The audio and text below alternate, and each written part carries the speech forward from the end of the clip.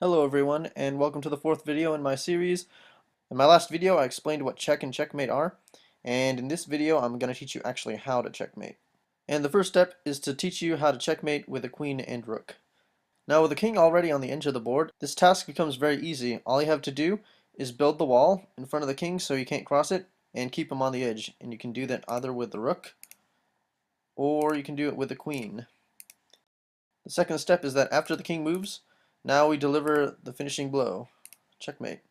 Notice how the rook is protected by the queen, and he's controlling all the squares that are on this back rank that the king is residing.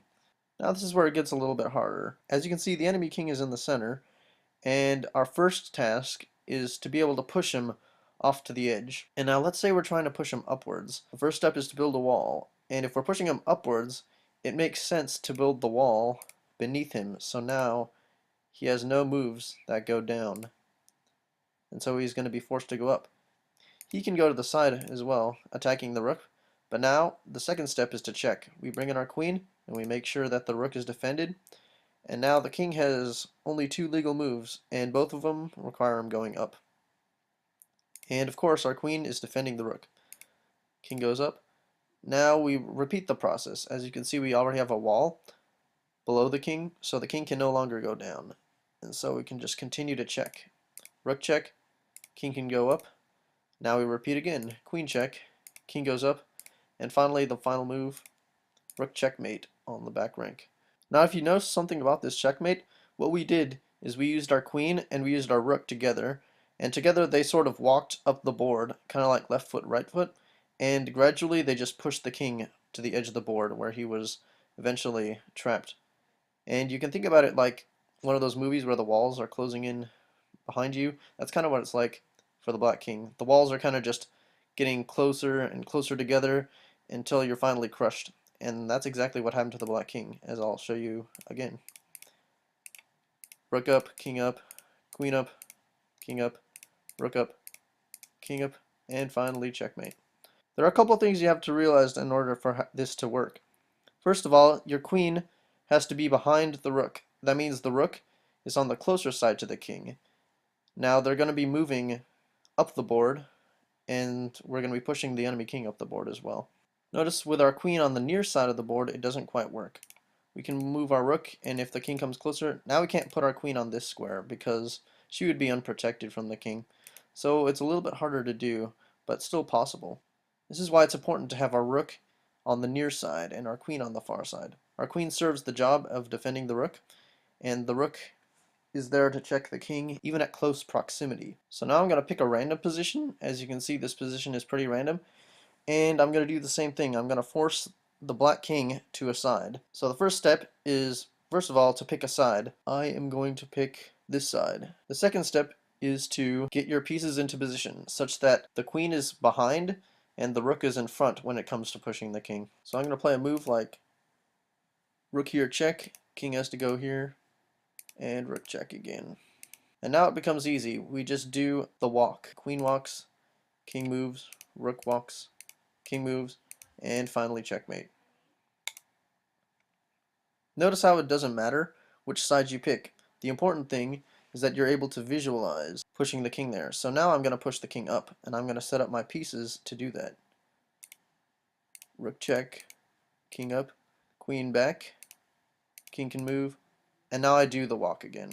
Rook up, king up, queen up, king up, rook up, king up, and queen checkmate.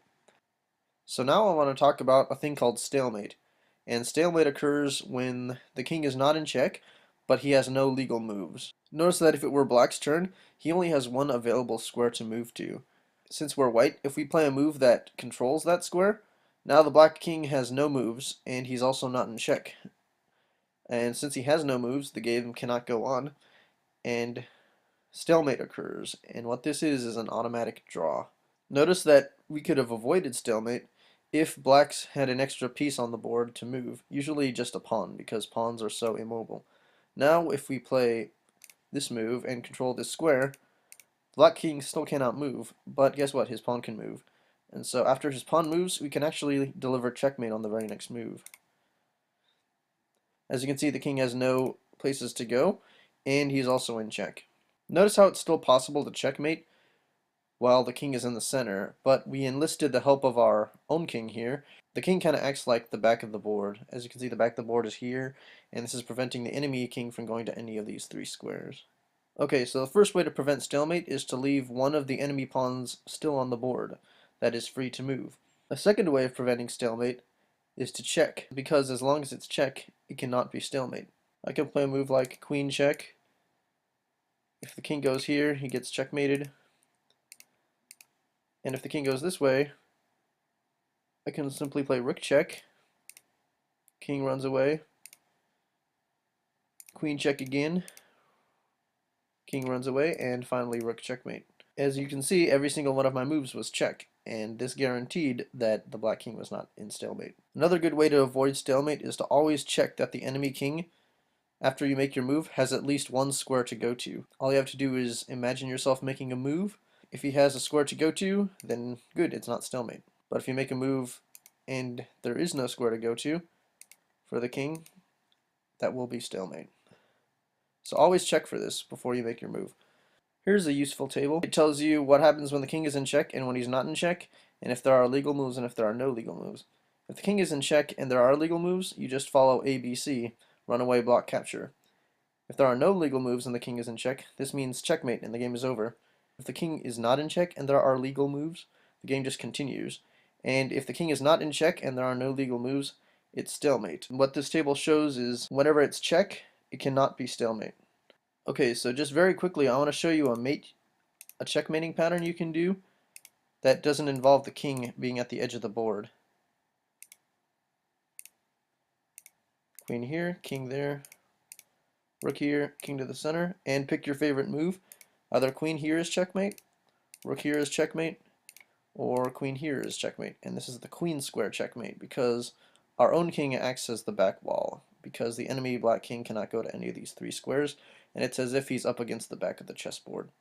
Okay, so just very quickly, I want to show you what can happen if you try to checkmate with two queens on the board. Well, first of all, the way you get a second queen is you promote a pawn and keep your other queen, or you can promote two pawns to get two queens. And this is a checkmate that you can see with the king not on the edge of the board, and as you can see, we don't even need our king to help. This is another checkmate you can see with the enemy king not on the edge of the board. The two queens protect each other in both cases. So here I'd like to show you another way to walk with a queen and rook. The king is on the file that is between the files that the rook and the queen are controlling, and all we have to do is move our rook and queen up in sequence and give check every time. And each time, either the rook is defending the queen or the queen is defending the rook. And once he finally gets to the back, we just deliver checkmate.